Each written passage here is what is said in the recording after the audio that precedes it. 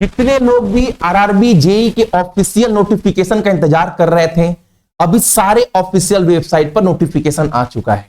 Notification बहुत लंबा है, लेकिन शॉर्ट में जो आपको जानना चाहिए वो हर चीज मैं आपको इस वीडियो में बताऊंगा। 7,951 पोस्ट के लिए ये वैकेंसीज निकला है।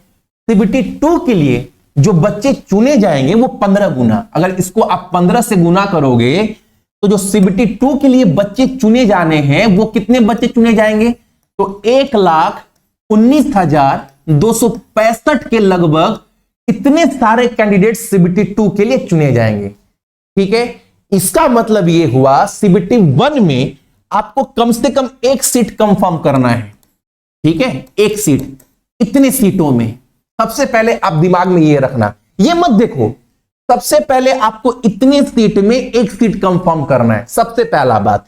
दूसरा बात ये हुआ, सबसे जो आपको जानना है एज, उम्र क्या है। आपको पता है सभी को, 2 पोस्ट के लिए, एक chemical supervisor research and metallurgical supervisor के लिए, रिसर्च के लिए एक ये पोस्ट, लेवल 7 और लेवल 6 के लिए आपका निकला है। पेमेंट छोड़ दो ना, पेमेंट बहुत स्मार्ट है इस दोनों पोस्ट के लिए, मतलब रेलवे का सबसे स्मार्ट नौकरी यही है बाबू। ठीक है, तो पेमेंट छोड़ दो आप सभी जितने लोग भी सोच रहे हैं। ये 2 पोस्ट के लिए आपका फॉर्म निकला है 7,951। एज, उम्र, ये ध्यान से सुनना आप सभी। ठीक है, देखो पहले पोस्ट के लिए जो सबसे पहले उम्र की रिक्वायरमेंट थी, जो मांगा था पहले, वो 18-33 साल। दूसरे पोस्ट के लिए भी इतना, लेकिन कोविड-19 पैंडेमिक की वजह से 3 साल का आपको एक्सटेंशन दिया गया है, उम्र में छूट दिया गया है। यानी अब अगर आप पहले पोस्ट के लिए अप्लाई कर रहे हैं तो 18 से 36 साल की उम्र आपका होना चाहिए, इसके बीच में। दूसरे पोस्ट के लिए भी उतना। अब सबसे ध्यान देने वाला बात, जो सबसे इंपॉर्टेंट है, वो ये वाला है, आप अपना ना डेट ऑफ बर्थ निकाल लीजिए। किसी से नहीं पूछना है कि भैया मेरा उम्र ये है, मेरा उम्र वो है, आपको मैं सब समझा दे रहा हूं। देखो, अगर आप जनरल और ईडब्ल्यूएस कैंडिडेट से हैं तो 2 जनवरी 1989 के पहले आपका जन्म हुआ है तो आप ये फॉर्म फिलअप नहीं कर सकते। इसके बाद अगर आपका जन्म हुआ है तो आप ये फॉर्म फिलअप कर सकते हैं बिना किसी से पूछे हुए। अगर ओबीसी आप कैंडिडेट हो तो 2 जनवरी 1986 के बाद अगर आपका जन्म हुआ है तो आप ये फॉर्म फिलअप कर पाओगे। और एसटी एसटी कैंडिडेट्स हो तो 2 जनवरी 1984 के बाद अगर आपका जन्म हुआ है तो भी आप ये फॉर्म फिलअप कर सकते हैं। एक बात और, यहां पर लिखा गया है lower limit of date of birth not after for all candidate. यानी यहां पर क्या बोल रहा है, यहां पर बोल रहा है कि 1 जनवरी 2007 के बाद अगर आपका जन्म हुआ है तो आप ये फॉर्म फिलअप नहीं कर सकते, आप किसी भी कैटेगरी से हो। लेकिन अगर इसके बाद हुआ है और इसके पहले हुआ है तो आप ये फॉर्म फिलअप कर सकते हो। सिंपल सा बात बताएं एज को लेकर, जो किसी को डाउट नहीं होगा। अब आते हैं फॉर्म फीस पर। सबको पता है जनरल वगैरह के लिए 500 रुपए देना है बाबू, एसटी एसटी वगैरह के लिए 250 रुपए। और रेलवे भी बोला है कि सीबीटी 1 के बाद जो पैसा वो रिफंड हो जाएगा। जैसा हर एग्जाम में बोलता है, पैसा आता है कि नहीं आता वो बात की बात है। 500 रुपए 250 रुपए आप सभी को देना है। ठीक है, आगे सुन लीजिएगा। अब सिलेक्शन प्रोसेस आप देख लेना बाबू। अगर आपको रेलवे कर्मचारी बनना है तो 4 स्टेप है सिलेक्शन प्रोसेस का। सबसे पहले सीबीटी 1 एग्जाम देना है, ये निकाल लिए आप। तो सीबीटी 2 का एग्जाम देना है, ये निकल गया तो डीवी होगा, डॉक्यूमेंट वेरिफिकेशन, फिर मेडिकल एग्जाम होगा।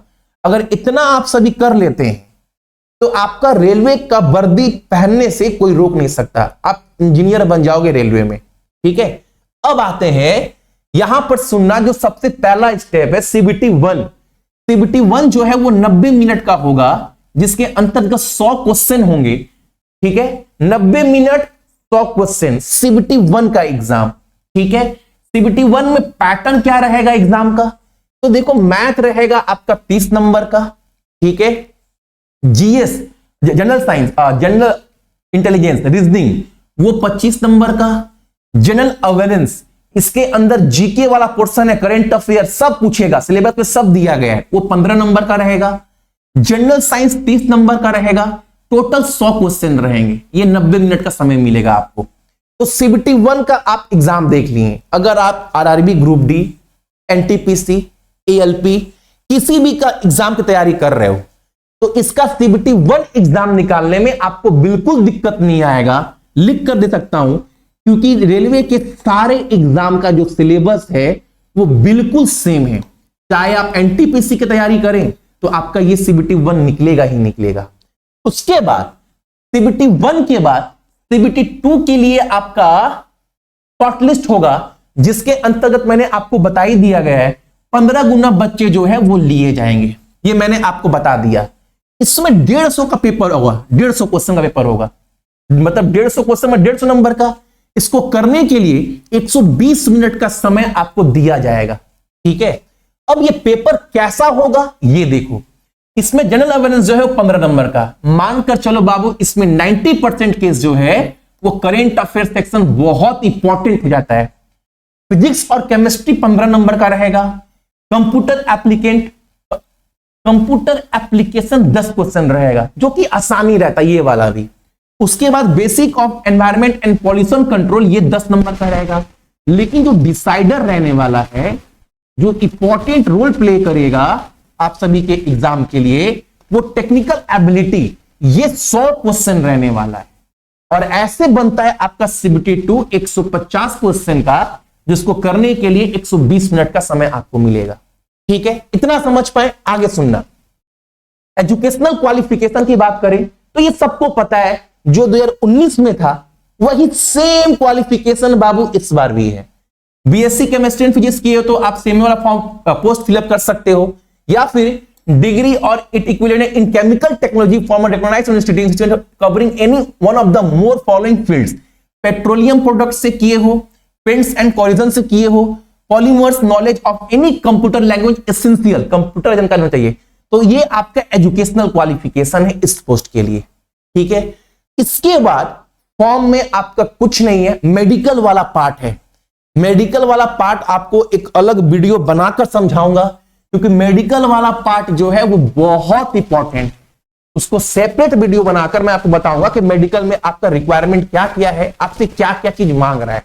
ठीक है, उम्मीद करते हैं आपको समझ में आया होगा। किसी को कोई भी डाउट होगा आप कमेंट्स करिएगा। अपने फोन में सक्सेस की 98 एप्लीकेशन को आप ओपन कर लीजिएगा। ओपन करने के बाद फोन नंबर, ईमेल आईडी देकर रजिस्टर होने के बाद आप इसको जैसे ही ओपन करोगे आपको यहां पर क्या दिखेगा, तो यहां पर आप सभी को दिखेगा नीचे में पेड कोर्स। यहां पर देखो, यहां पर दिख रहा है पेड कोर्स, ये वाला आपको इसको ओपन करना है। जैसे ओपन करोगे ये वाला, इसकी बात कर रहा हूं मैं, ये वाला आपको ये लेना है, जिसके अंतर्गत आपको रेलवे का सब कुछ कंटेंट मिल जाएगा, एनटीपीसी, ग्रुप डी, आरपीएफ, हर एग्जाम के लिए।